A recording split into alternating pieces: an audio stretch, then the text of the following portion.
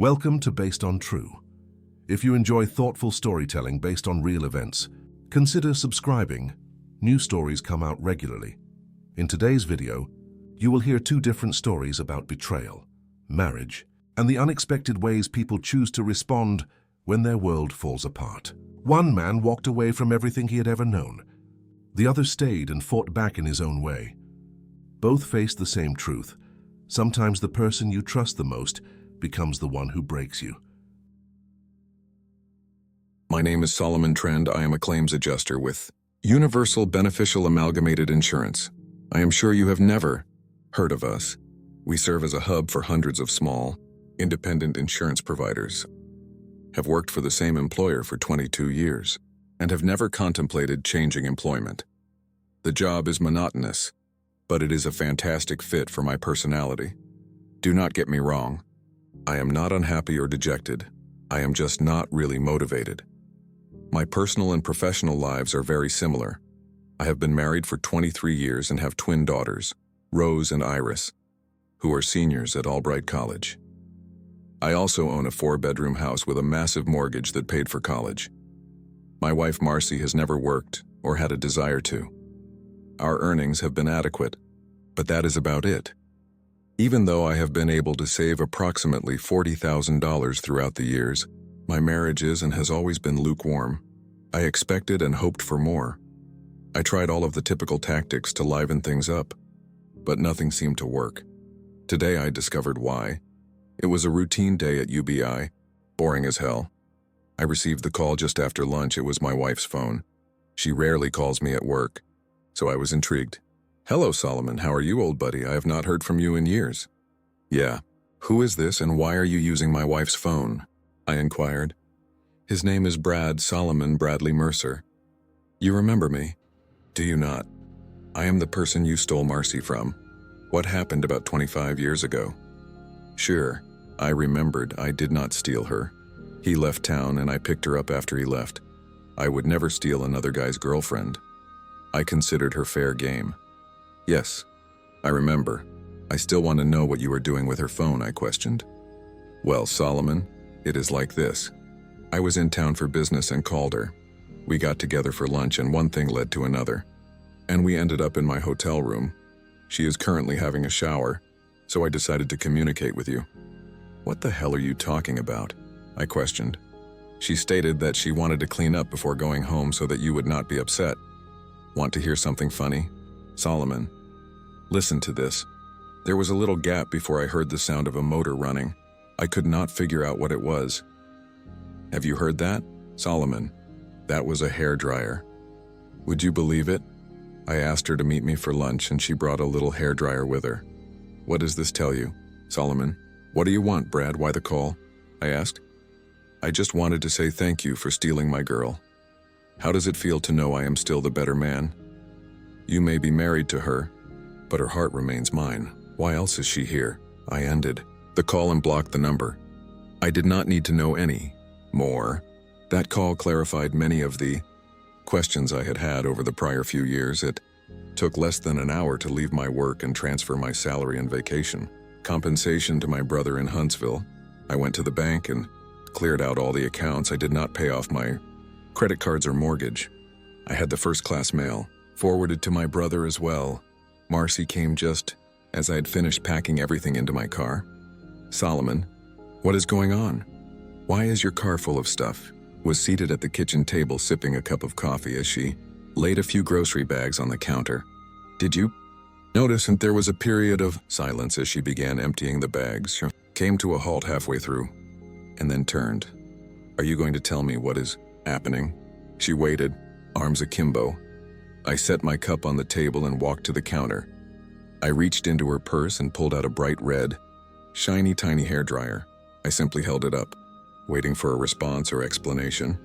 She stood transfixed for a time before softly sighing and gently leaving the room. 5 minutes later, I was on the road to Huntsville. My brother Bob and his wife Barbara were delighted to see me. It had been some years since we had gotten together. Bob and I chatted briefly while Barbara prepared dinner.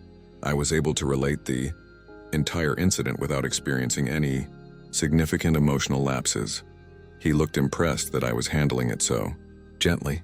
I was exhausted after the long drive, so I went to bed shortly after dinner. When I got out of bed, Bob had already left. He worked at a Toyota plant just north of Huntsville. Barbara offered to drive me about and help me settle comfortably. It was relatively simple. Received a new driver's license and arranged for mail delivery to Bob's house. Barbara followed me over to CarMax, and 20 minutes later I had a check for the Honda CR-V. As soon as Bob got off work, we were off for the Rocket City RV facility. Barbara and I ate lunch at Olive Garden. I was not very fussy, and after many hours I finally landed on a little realtor.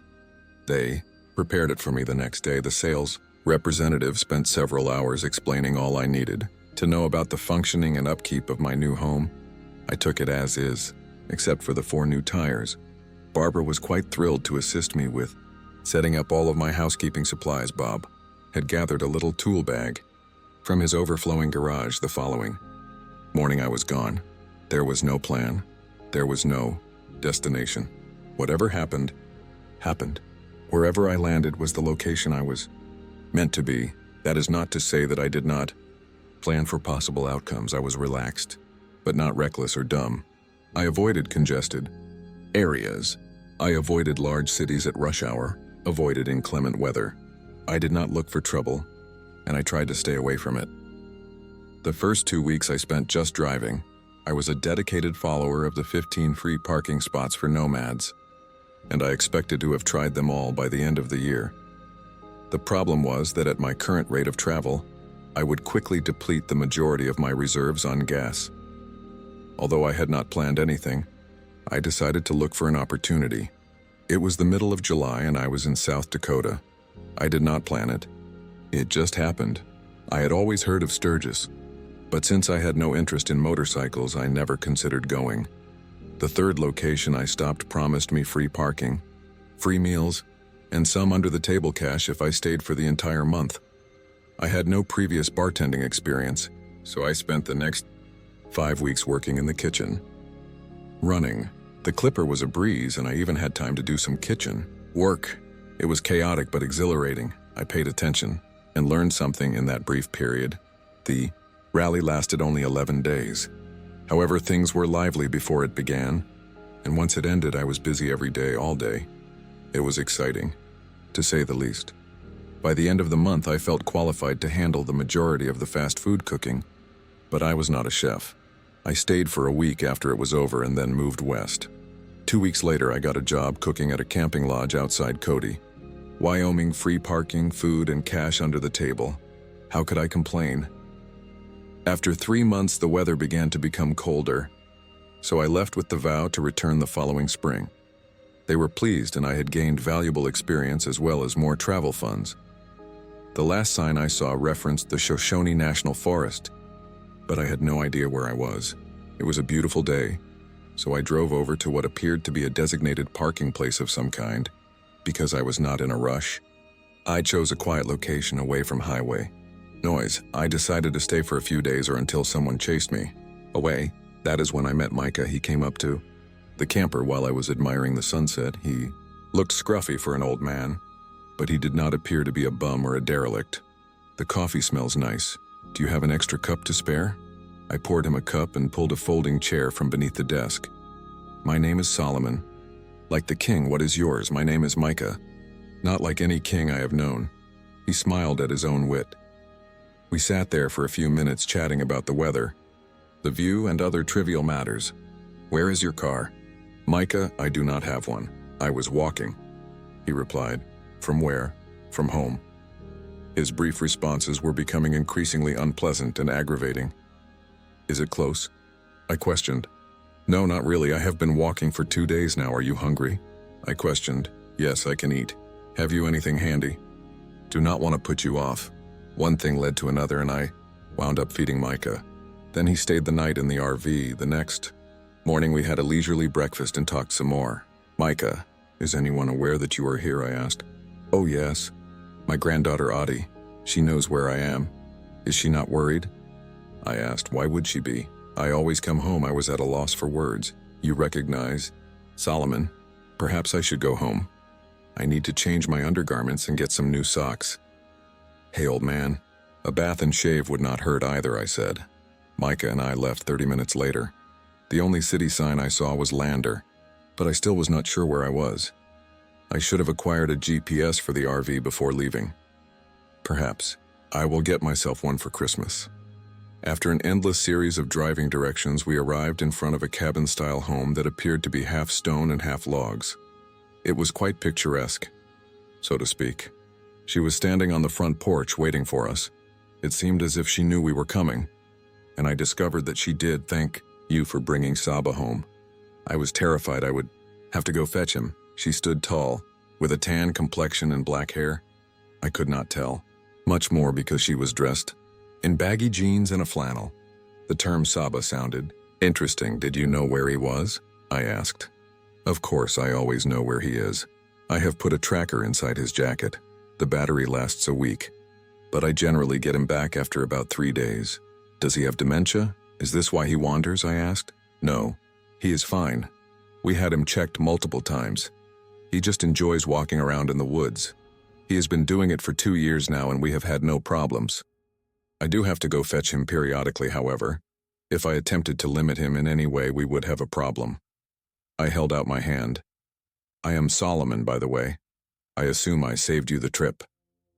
Ailey Micah is my grandfather. I am grateful you brought him home. Or did I mention that already? Anyway, come on in. I got hot coffee and cold beer. It is your choice. Micah had disappeared somewhere. I figured he was taking a shower and changing clothes. We talked for a bit and Micah reappeared freshly bathed and shaved. Audie made lunch. It was my first sit-down lunch at a table in recent months. It was nice. Micah disappeared after lunch and Audie took me on a tour of the property. They owned 640 acres, but the majority of it was forested and steep. Not much excellent for livestock or farming. It was beautiful, however. Audie and I appeared to get along. Before I realized what was going on, I had committed to supper and promised a good shower and a regular bed for the night. A month later, I was still there. The winter was hard and Micah disliked the snow. He spent the winter wood carving. He enjoyed carving canes with various designs and handles. All of the wood he utilized came from his land. I spent hours walking with him, weather permitting, looking for the exact pieces he desired. As we were scavenging, I noticed a significant amount of cottonwood trees on the land. I knew cottonwood, bark cutting had become highly fashionable, but Micah was just interested in carving his canes. Audie kept herself busy penning romantic stories. It looked that she had a talent for it. She had over 35 Bodice Ripper ebooks posted on Amazon and a few other places. She had built a good following, and the new novels sold as soon as she posted them. They were inexpensive, but she sold a lot of them. I earned my keep by completing all of the overdue maintenance that the house and barns desperately needed. It appeared to be a continuing effort with no end in sight. The former owners of the property maintained horses, so there was a full-size barn at the back of the home. Micah and Audie did not like horses, so the barn was empty. I put the realtor in the barn with a utility car that appeared to have never been used. It barely took half a day to get the ATV serviced and running properly. I had an idea, but I wanted to speak with Audie first. Audie, we need to chat. She was working on her computer. Oh no. She leaned back in her chair, placed the back of her hand on her forehead and began to sigh. Naturally, I stood there bewildered. Lighten up, Solomon.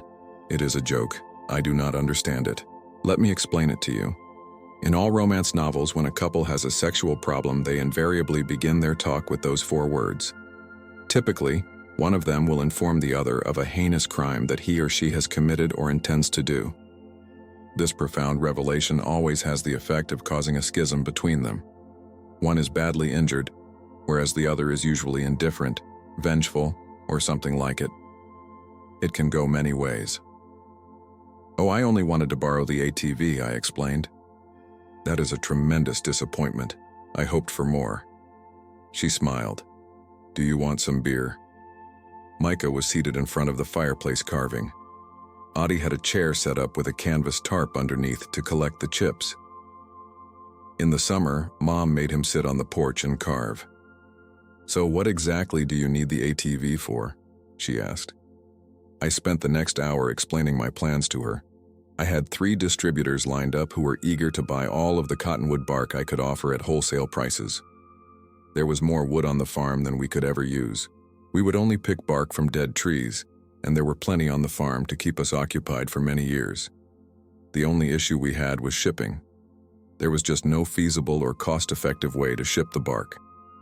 Strangely, she gave me permission to do whatever I wanted. She even agreed to let Micah help me. Micah was thrilled to have something to do with his time. The shipping issue was put on wait. After the cold weather subsided, Micah and I had some beautiful, crisp days to begin our small endeavor. We opted to focus on trees that were easily accessible first.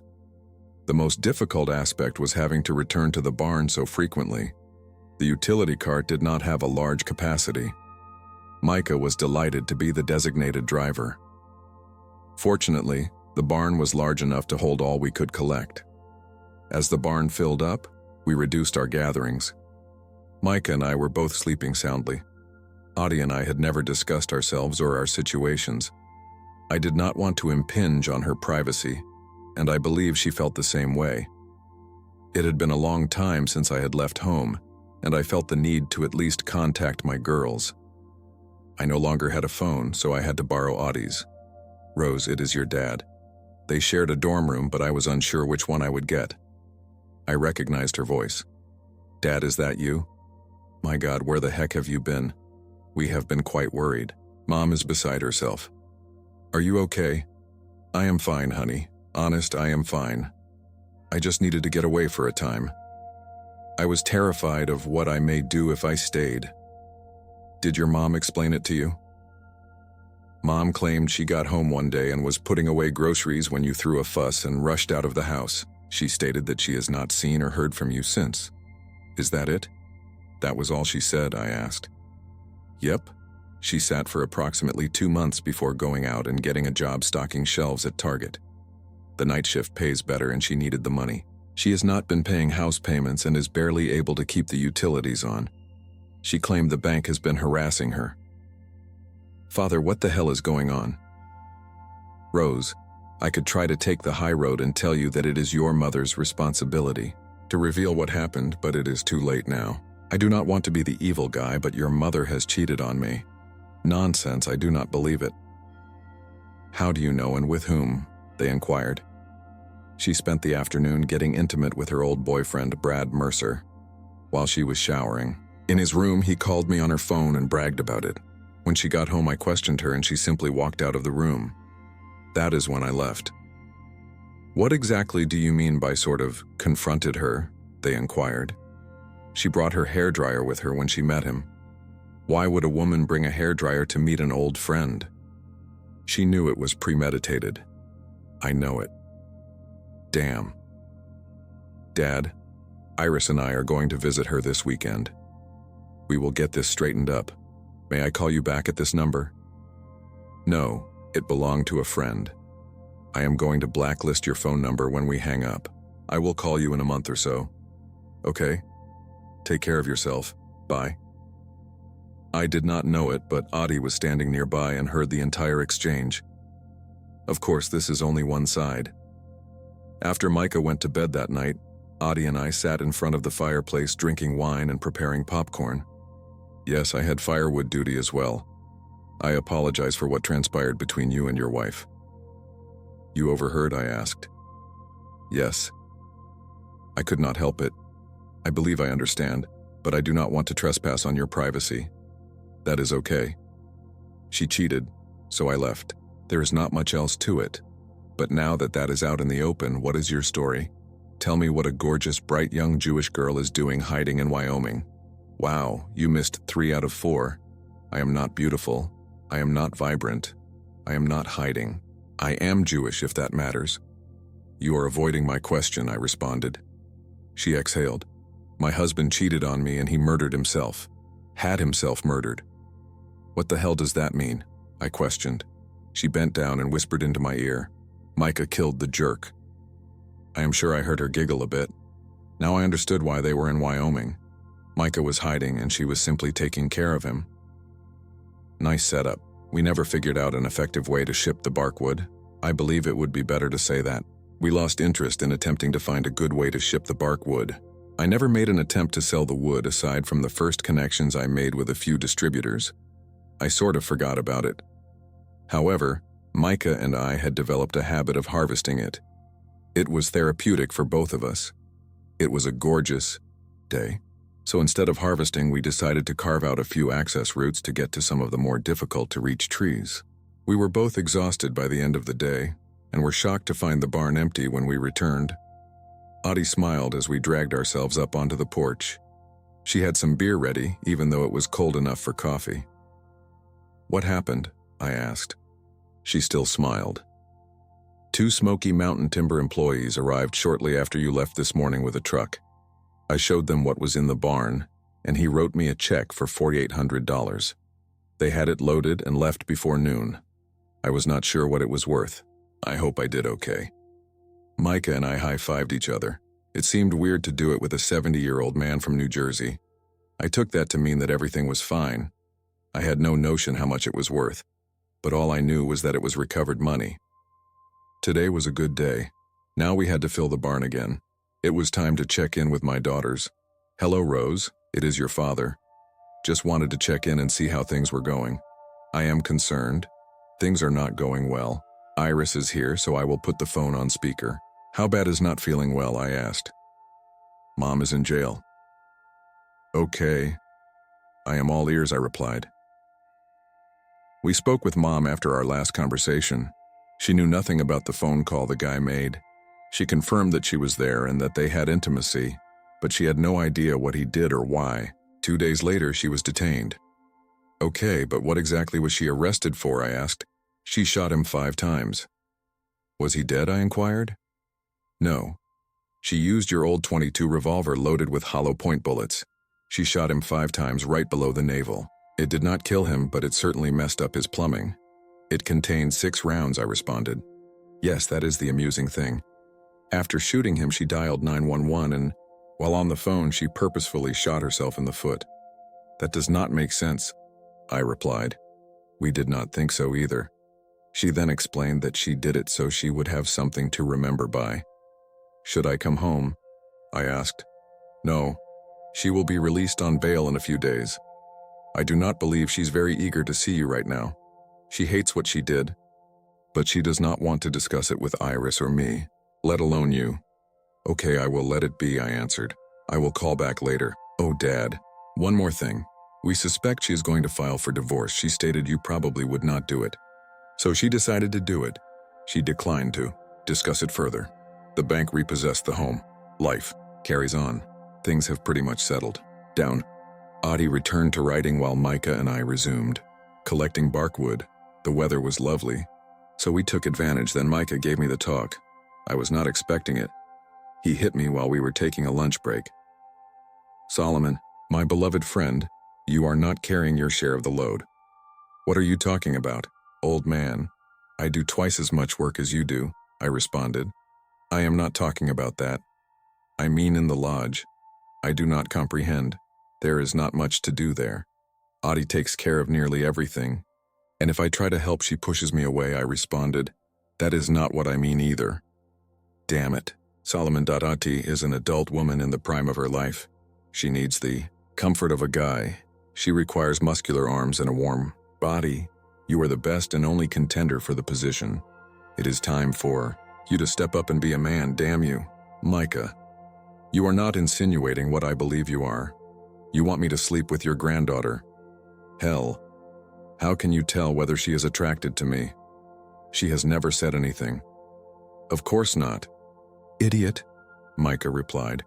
She is waiting for you to make the first move. But what if she turns me down? What will I do then? I will have to leave, and I do not want to. I like it here, and do not want to mess anything up. I responded. Solomon, believe me, she will not turn you down, that is enough, he stated. Let us get back to work. Micah was correct, of course.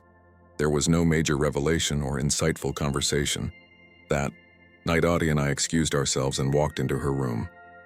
Moved in the following morning. It was different, but it remained the same. She appeared satisfied and I was overjoyed. Micah smiled for a week. The weather began to warm up working. The bark was hit and miss during the winter. We worked when the conditions were tolerable. Otherwise, we relaxed. Micah was occupied with his canes, so I tried my hand at bark carving. Teaching myself with online videos was enjoyable. I used up a lot of band-aids, but Audie was continuing writing her novels. Everything ground to a halt the following week. Micah and I were marking some trees for the following month's harvest. As we climbed the hill overlooking the lodge, we noticed a state police car and 2 black sedans parked in front. We watched for a time as Audie interacted with several of the visitors. She was being quite expressive, swinging her arms about and stomping her feet. I thought it was pretty serious, but Micah was sort of laughing, too. Of the men ultimately persuaded her to let them inside the residence. I assumed to look around. I was pretty sure they were not looking for me because I did not do anything wrong. Was not too sure about Micah. Micah, can you recall where we first met? He grinned at me and nodded his head. Can you meet me there in 2 days? He repeated his nonverbal response. Micah took the few snacks we had with us and all the water and silently disappeared over the hill. I hoped that Audie had his GPS chip fully charged. Continued down to the lodge and played the dull-witted hired hand. They were indeed searching for Micah. Had no idea how they traced him to the lodge. In addition to the local police, 2 New Jersey officials were present, as well as 2 federal agents. Audie's ex-husband appears to be someone important. I have no idea what took them so long to locate Micah. They browbeat Audie but showed no interest in me at all. It was a relief. They left after several hours but did not appear to be satisfied. Audie was overjoyed because I had not brought Micah back with me. She did not ask me where he was, did not make an offer. We relaxed that evening, and most of the following day. I suppose that you and Micah have something arranged. She phrased it as a question. I grinned and nodded. Something that I recently learned from an old man. Do you have his passport now? She grinned, stood up and exited the room. A few minutes later, she was back with an Israeli passport and an envelope with $10,000 in it. We checked several times throughout the day and evening to see if someone was guarding the resort. There was not. Micah was just where he was supposed to be. The next morning he was hungry, a little chilly, but in excellent spirits. 15 hours later, I dropped him off at Regina International Airport. I offered to accompany him, but he insisted on doing it alone. I was confident that he would be on the no-fly list in the States. After a wonderful steak meal, I got a room and slept well. I was back at the lodge the following evening. When I phoned my daughters, I discovered that Marcy was now at money serving from 5 to 8. They did not go into any details and I did not ask them to. The good news was that I was not married anymore. Marcy received assistance from a prison advocacy group in filing and completing her divorce. Less than 90 days. Reluctantly, I gave Rose the address for the lodge. I genuinely desired that piece of paper and saw no drawbacks. Since Micah could not come back to Wyoming for the wedding, Audie and I got married in Hiawatha. Micah gave us the ranch as a wedding gift. Here is the next story. Chris, what are you doing at home? Angela, my wife of 28 years, inquired. She had just stepped through the garage door and noticed me sitting at our kitchen table less than 10 feet away.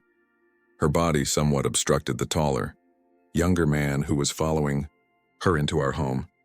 Angela is as stunning as she always was. She stands 5'9" and weighs 145 pounds. Her auburn hair is trimmed above her shoulders. She always dressed professionally.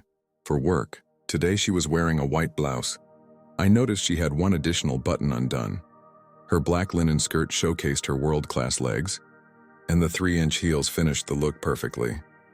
I momentarily considered Angie's foolish question and reacted similarly stupidly. I reside here. When she spat, she felt a sudden burst of aggravation that had been building up over the previous few weeks. Of course you live here. What I want to know is why you are home at 3:30 p.m. Joke with anybody who will listen that I have adored Angela since we first met. I had an appointment with 4 of her company's senior executives, and Angela served as their administrative assistant. She greeted me in the foyer and led me to the senior suite of offices for my meetings. 4 hours later, when she walked me back to the lobby, I took a chance and asked her out to dinner. The rest, as they say, was history. Angie's gentleman companion had moved around her to stand at her side. I almost expected him to smirk, but his very clever eyes expressed concern. From the outset, things were not going as expected. I suppose I could ask you the same question. Angie, what are you doing at home? An hour and a half earlier, Angela and I had been inseparable since our first date. I'm glad to report that I have given all of my energies to her and our family. I worked hard and established a tiny but successful insurance brokerage firm. Angela attended college with the support of her employer and graduated with a bachelor's degree in 6 years. She transitioned from a support position to human resources. Eventually, she became the chief of human resources in the company's Hartford, Connecticut location. For nearly 3 decades, I had loved Angela unreservedly. As I sat looking at the monster she had become over the last few weeks, I willed myself to remain calm. I wanted to break her as much as she had broken me. When I realized she was a lying, deceitful woman.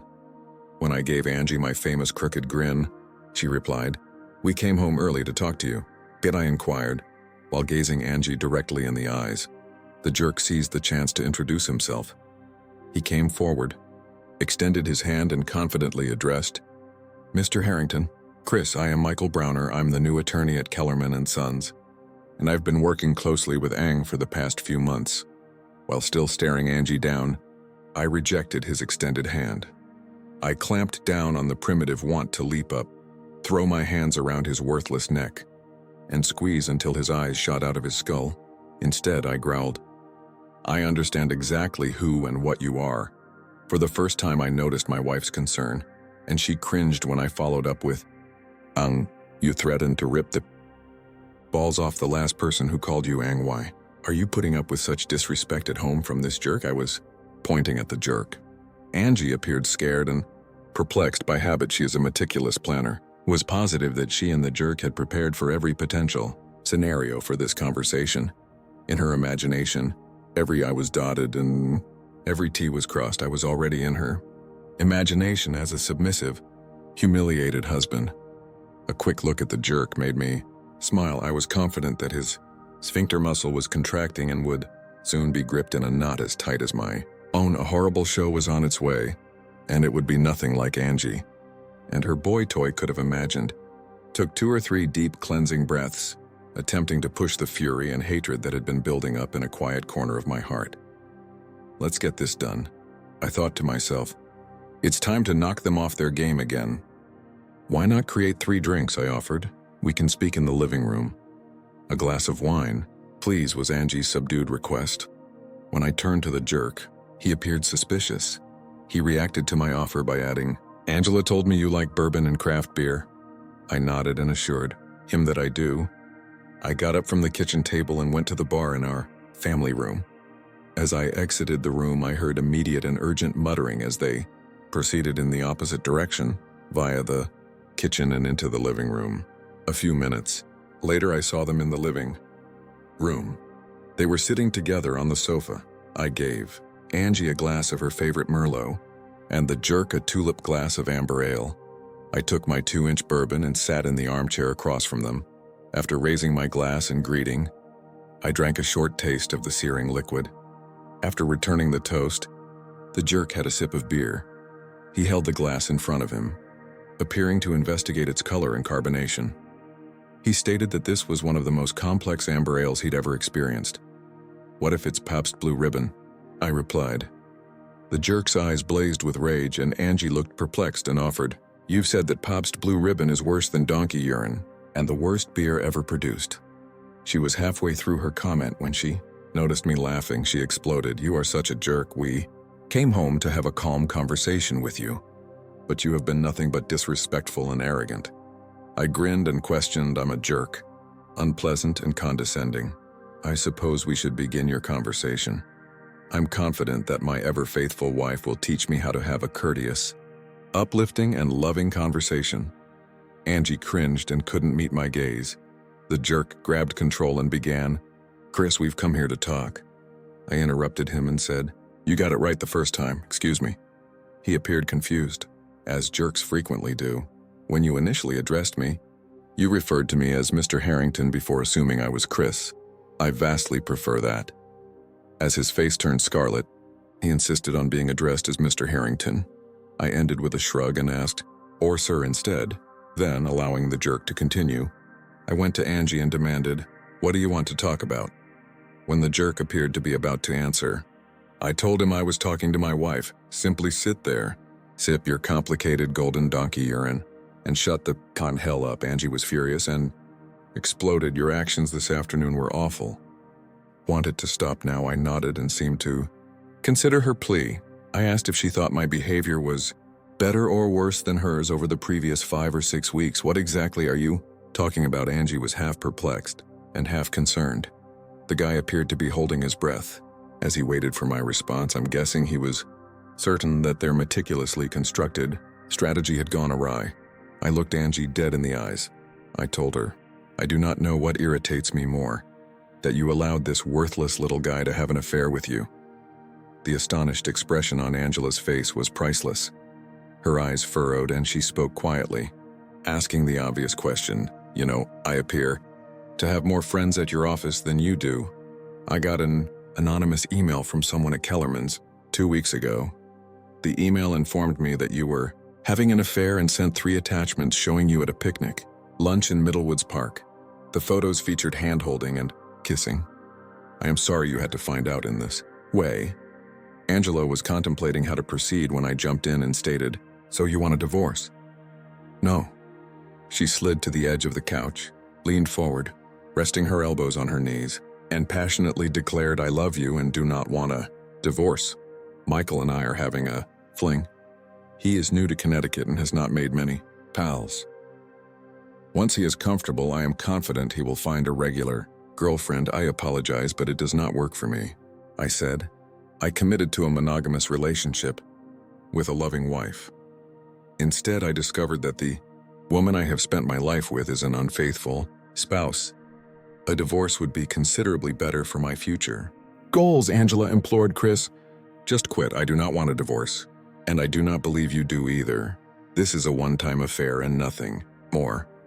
I am drawn to Michael and needed a little more excitement in my life. It has never happened before. It will end shortly and never happen again, I promise." Took a small sip of my bourbon and sat quietly for a few minutes before responding.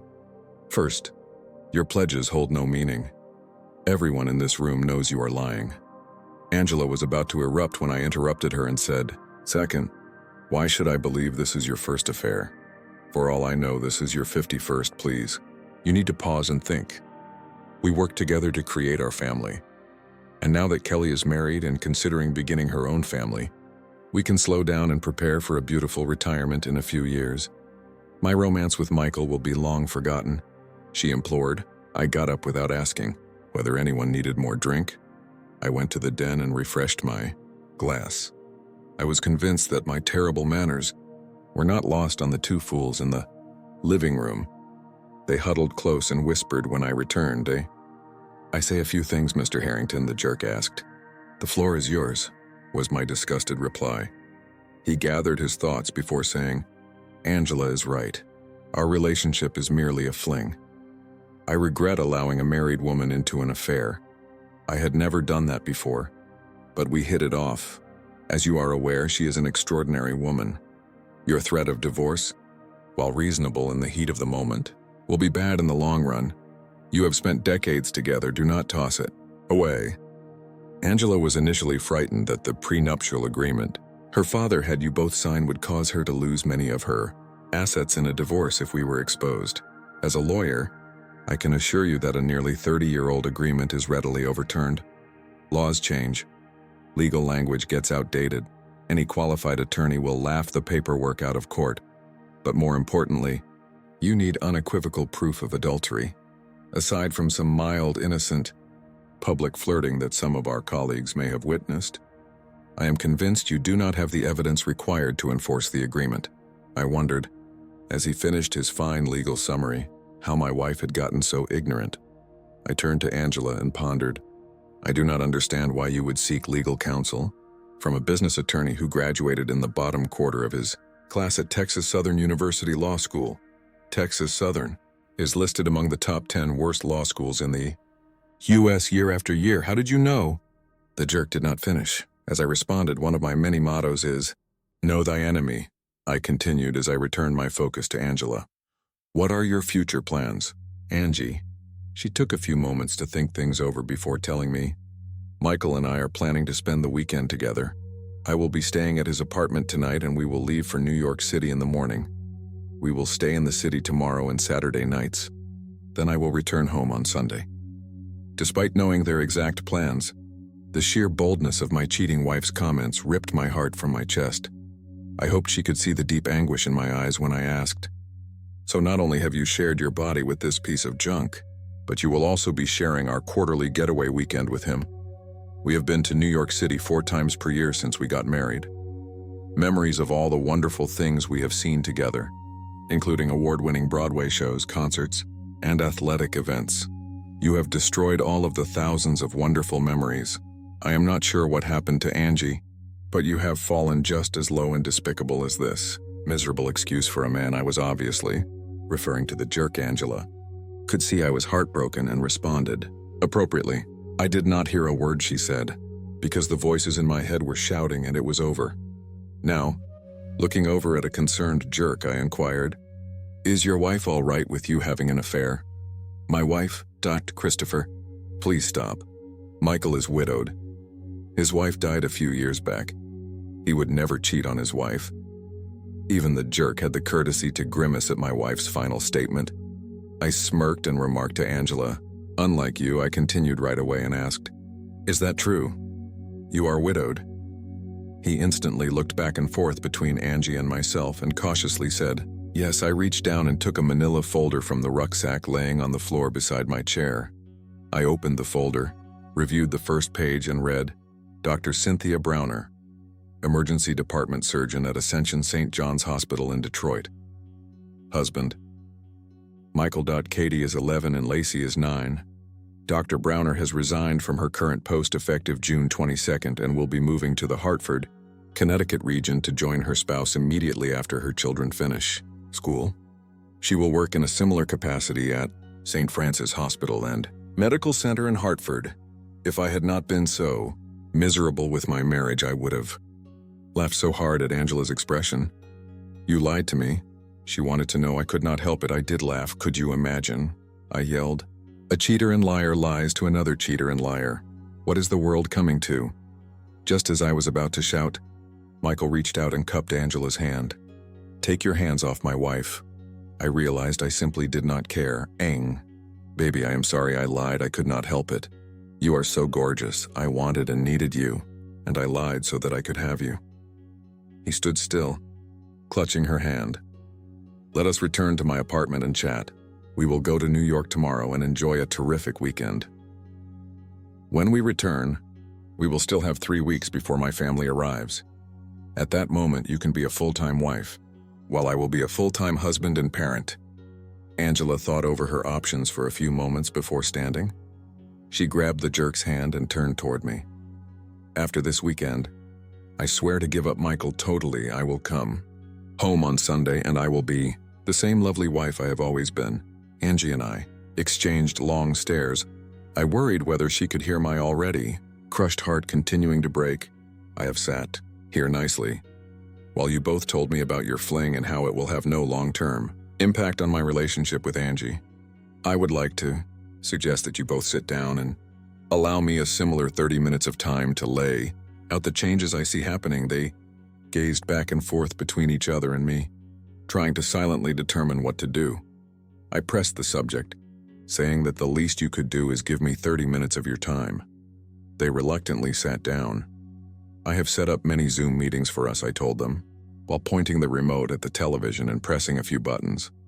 During the COVID-19 outbreak, I became a master at setting up Zoom internet meetings. When the TV turned on, I asked, Peter, Lou, can you hear me? I was speaking to the two faces on the television. We can... Chris, Peter said. I continued, Angie, you obviously know our family attorney, Peter. I would like to present you to his partner and my new divorce attorney, Lou Beard. Gentlemen, I would also like to introduce you to Michael Browner, a business attorney extraordinaire. Angie and the guy were surprised. When I finished, I said, "Gentlemen, you have the floor." Lou immediately began in a straightforward manner. "Mrs. Harrington, I am representing your husband in your upcoming divorce. Papers were filed in court earlier this afternoon. I would highly appreciate it if you could get an attorney and make arrangements to be legally served. I will give you until the end of the day on Monday. If I have not heard from your attorney, we will hire a process server. We filed for divorce citing infidelity as the grounds. We have private detectives who have provided detailed reports using audiovisual and telecommunications proof you had an affair with Mr. Browner." As Lou was concluding his final statement, I put a second manila folder on the coffee table in front of Angie. The loud slap made them both jump. It is a copy of our divorce petition, which includes the private investigator's report, I informed the astonished couple. As the thug reached for the folder, Angie turned her attention back to the TV. "We will insist that the prenuptial agreement be strictly implemented. I'm sure you are aware that every 2 years your family's business and personal legal problems are evaluated as part of that review. The prenuptial agreement has been amended to comply with current state legal norms. Because we have your signed and notarized signature on every update over the previous 28 years, I am certain that the prenuptial agreement is totally enforceable. Harrington, Brokerage's board of directors voted last night. You are released from all corporate responsibilities and are no longer affiliated with Mr. Harrington's firm in any way. You will have 7 days to return the car to the firm. Your company's credit cards have been paid off and terminated. Within 7 days, your cell phone will be canceled. Your membership to Cedar Mountain Country Club and LA Fitness is canceled. We have also paid off and terminated the 3 joint credit cards you had with my customer, have frozen your combined savings, checking, and retirement money in accordance with the prenuptial agreement. We anticipate an 80-20 split of cash and near-cash assets in Mr. Harrington's favor. According to the agreement, Mr. Harrington will own your residence free and clear. We have urged the court to accelerate your eviction because you have a residence that you occasionally share with Mr. Browner. We will argue that it is easier for you to relocate. We are requesting that the court grant Mr. Harrington complete control of the property immediately and allow you 30 days to remove your personal property from the premises. There will be no alimony and child support is clearly irrelevant here. Customer has made numerous modest claims. Chris, your attorney can explain them to you. Have I overlooked anything? My attorney inquired. Lou, you have hit all the highlights, thanks. The television screen went black almost as suddenly. Angie sprang up and screamed. Wait. She stared at me and said, Get them back, I have questions. I laughed and added, That is not how it works, Angie. To acquire answers, you will need to employ your own lawyer. You are a jerk. Angie let out a snarl. I am going to destroy you. With a smirk, I looked at her accomplice in crime and inquired, Hey jerk, what does your near-genius legal intellect tell you? Is this woman destroying me during our divorce? Angela sank back into the couch and curled up about herself as he remained silent. I am guessing my smile was ear to ear. Simply waved the TV remote at her before directing it to the television. As the second Zoom meeting began, I asked Jake, Can you hear me? Hello, Christopher. I need to get on a conference call right now, so this will be fast. Browner, you are fired effective immediately. Your personal possessions will be removed from your office and stored in a box in the lobby. If they are not claimed within 24 hours, they will be discarded. You will not receive a referral, Angela. I could hear her employer slow down and sigh. When I looked over at Angie, she was shivering. She was terrified to death. I cannot express how disappointed I feel. Your actions as a senior member of my staff are completely unacceptable.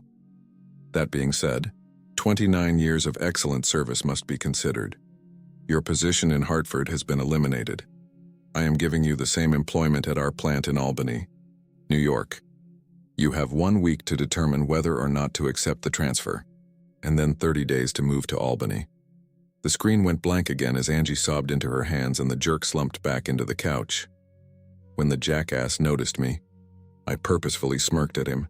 His wrath began to rise. He was younger and bigger, and I will become stronger. Unfortunately for him, he lacked intelligence. As the jerk prepared to explode, I waved the remote again, directed it at the television, and hit a button. The screen brightened up and I asked, "Dr. Browner, can you hear me?" The jerk and Angie sat in startled silence. They were white as ghosts and their mouths were hanging open. A stunning blonde's face filled the screen. She added, "I have asked you to call me Cynthia." "Sorry, Cynthia, the floor is yours," I said. "Michael, I filed for divorce. Expect to be served within the next few days. The children and I will remain in Michigan. I have been able to maintain my current position at the hospital." The jerk begged, "Cindy, please, we can work it out. It was only a fling." The face on the television appeared disgusted. "I have been checking since Chris called me. This is the third job you have lost because you could not keep your pants up after I received the private investigator report. I phoned him and requested him to do some extra digging." Cynthia continued as everyone stared carefully at the television. "Mrs. Harrington, do you know Alice Packer, Joey Leely, Tori Jones, Candy Phillips?" When Angie did not respond, Cynthia smiled and continued, "Really do not expect an answer. The question was rhetorical. I know they are all your associates. Did you know Michael had flings with all of them? Could you imagine you were only one of his numerous flings? Michael, tell me where to send your crap. You are not welcome at my house." When the screen went blank again, the jerk shouted, "I am going to kill you." He scrambled to his feet as I pulled my Colt 45 from between the chair cushions and aimed the monster at him. He looked like he was about to puke, which was exactly the image I intended. You have two alternatives. You may either leave or sit down and shut the hell up. I do not care what you do, but if you come after me, I will shoot your left ball off. I am not sure I was quite pleased that he sat back down, but I was relieved that I would be able to attend my final scheduled Zoom meeting. I looked over to Angie. She was pallid. Tears were splattered over her cheeks and mascara was matted around her eyes. She looked terrible. "I have been seeing a counselor for the past 2 weeks." Angie moaned and cried into her hands. "It is very funny. You cheated, lied, and shared your bed with this jerk. And I am the one in need of a mental health professional."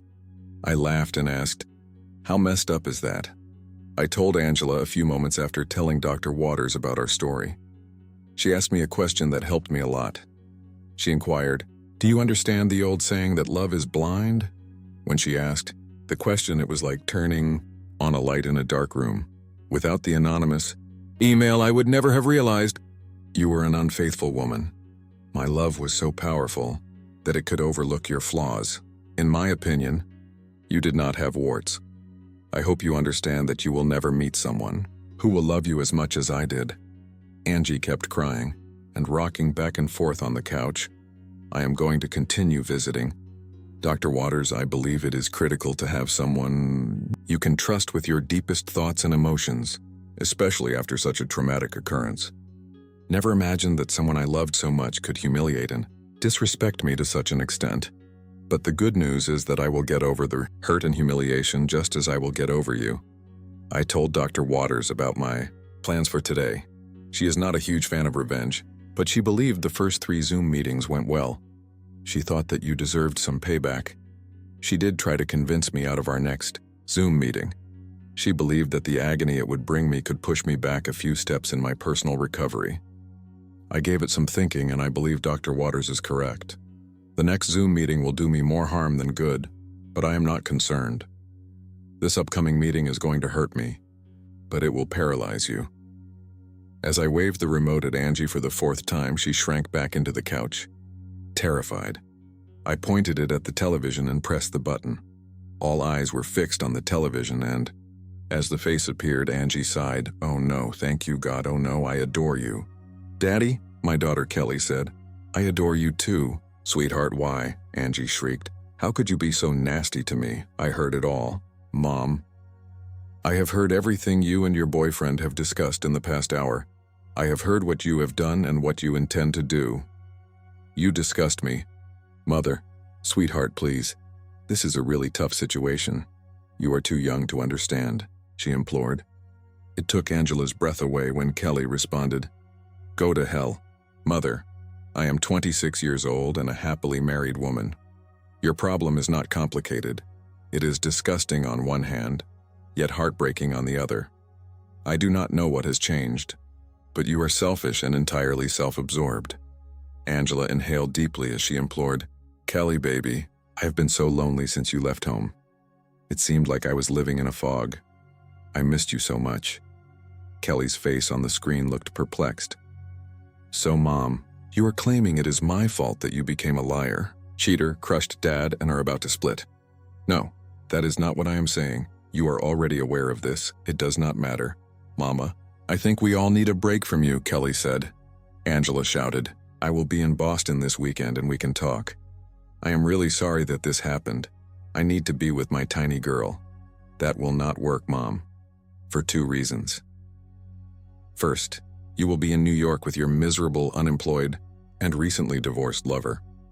"I am not going to New York," Angela insisted. "And secondly, Scott and I are planning a small private party for our closest family and friends. We have hired a venue closer to Cape Cod. Baby." "Oh, baby, what are you celebrating?" Angela asked. "Since you are not invited, I will tell you. I am 3 months pregnant and expecting a baby girl in February. Kelly Ann. I am your mother and I insist that you invite me," she implored. "That is not going to happen, Mom. I want my special party to be filled with love and happiness rather than the lying, cheating, and contempt that currently consume so much of your life. Goodbye, Mom." Angela sat and cried for the 4th time, and the screen went blank. I got up and put my pistol into the back of my jeans. I am heading out to eat. We will be back in 2 hours. I looked at Angela and said, "Please pack clothes and other necessities. You will not be permitted back into the house until the court rules on my divorce case. I am told it will take a week." I looked at the jerk and said, "You have seen what I am capable of doing. I am giving you 3 days to get out of the state. If you are still present on Monday, I will have you handicapped in a much more literal sense." After opening the front door, I turned back to the absolutely dejected cheaters and said, "Enjoy your weekend in New York. It is expected to be gorgeous both days." Thank you for watching. What would you have done in their place? Disappear and start over? Or stay and face everything head-on? Do you believe betrayal always deserves revenge? Or is walking away a stronger choice? I would love to hear your thoughts in the comments below. If you enjoyed this video, don't forget to like and subscribe. More true relationship stories are coming soon.